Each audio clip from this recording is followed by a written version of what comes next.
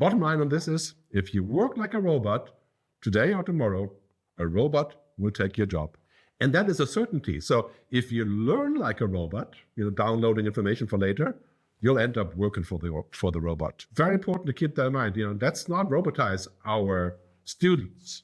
Let's not robotize what we do. Let's move out of the robotics, the efficiency, the optimization, the productivity. Let's move into what makes us truly human. Let's move into science, technology, engineering, mathematics like we have for a long time. But we must add what I call a HECI: humanity, ethics, creativity, imagination. It's part of my book, Technology vs. Humanity. You can read it up there. But basically, it's the two things coming together, not just one of them, to make complete human beings, awesome human beings, as I like to say. Now, we're going to move into a world where that is becoming essentially problem-based learning. And many universities and schools around the world, like in Finland, you already have project-based courses. So you're learning about climate change.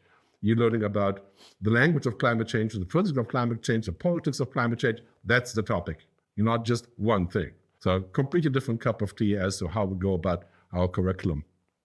And it's also totally obvious as we're moving into this future, we're going to need to think a little bit larger than this.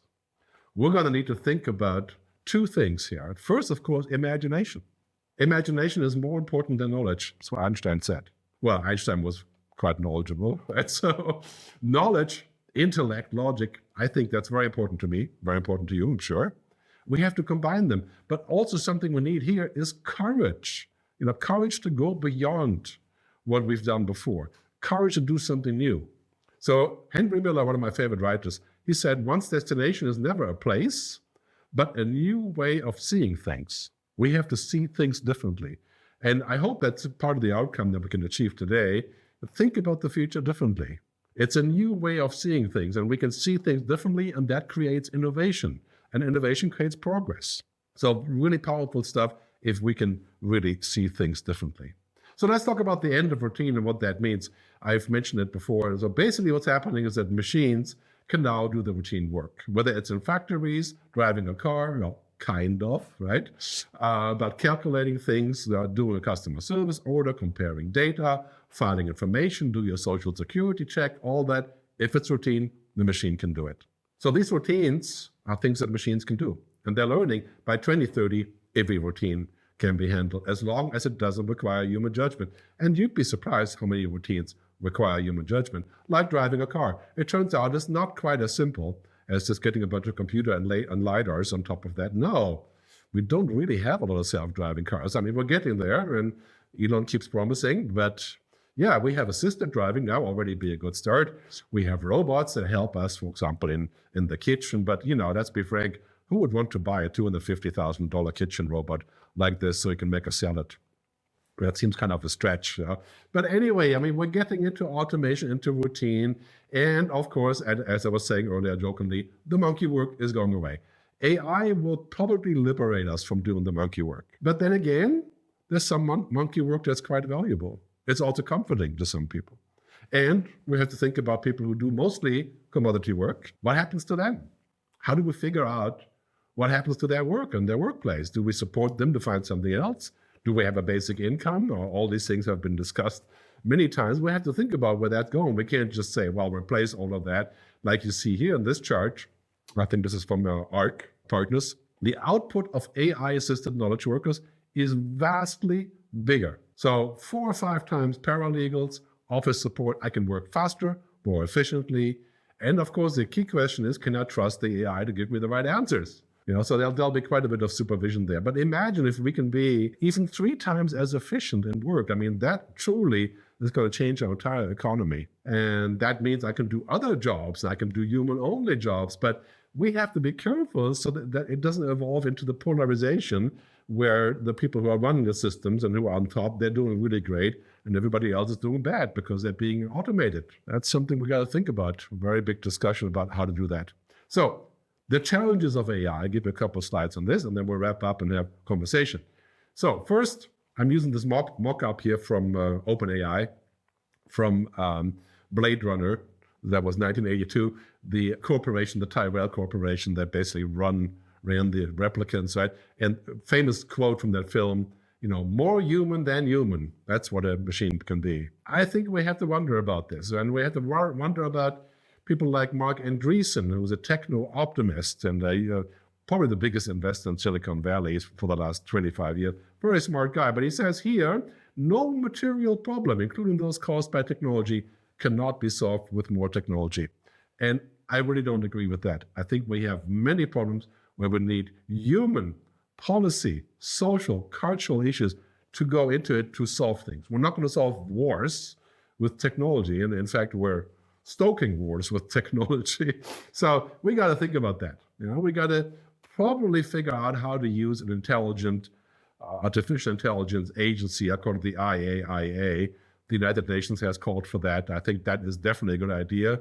When we think about general intelligence, machines with an IQ of 1 trillion, we got to think about how we can control that, like nuclear weapons. So that's coming.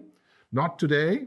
Today we have much more sort of menial concerns about how that's going to impact our labor market, but they're also going to grow. And we have to think about how we can protect what makes us human, because great technology should not aim to replace humans, but to amplify human capabilities.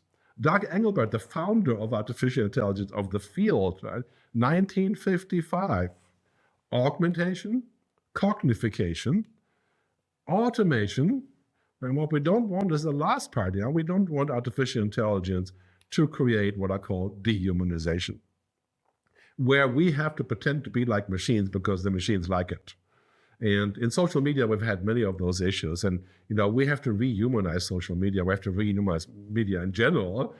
So we have to be careful about dehumanization. We don't want that because that takes away our value. If you become technology, you become a commodity.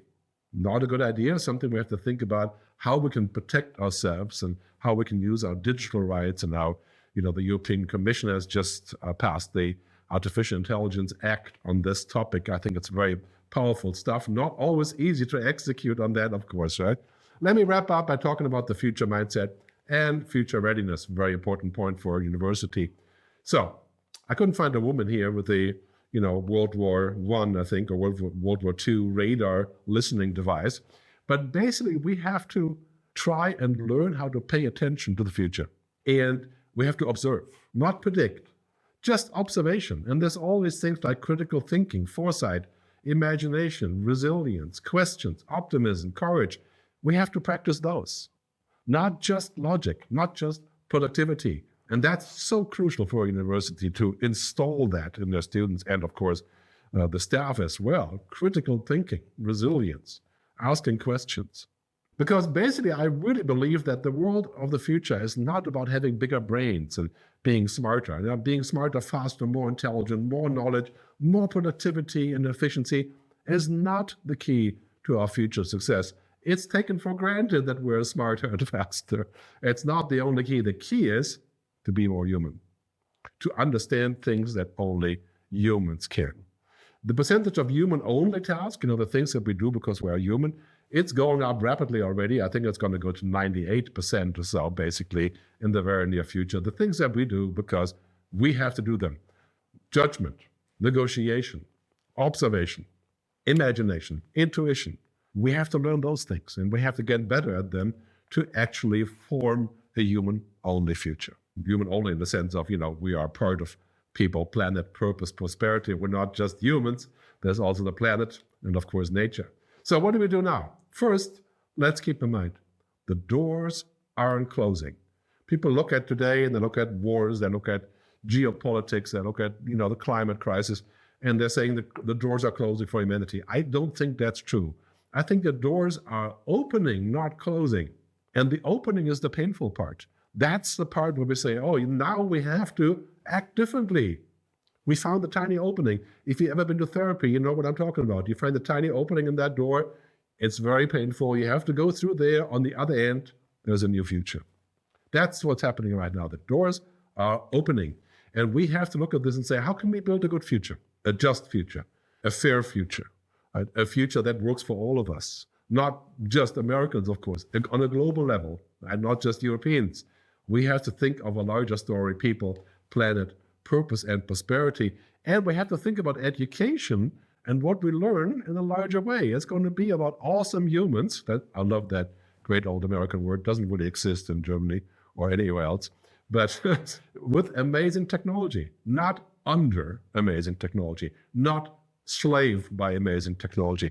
Let's keep in mind, technology has no ethics, and lots of technology companies don't have a lot of ethics either, like Meta and other companies. Well, we have to wonder, what are they doing to us? Are they still doing the right thing? We have to supervise that. We need to have awesome humans. That's the point of education. That's where we're going to go to.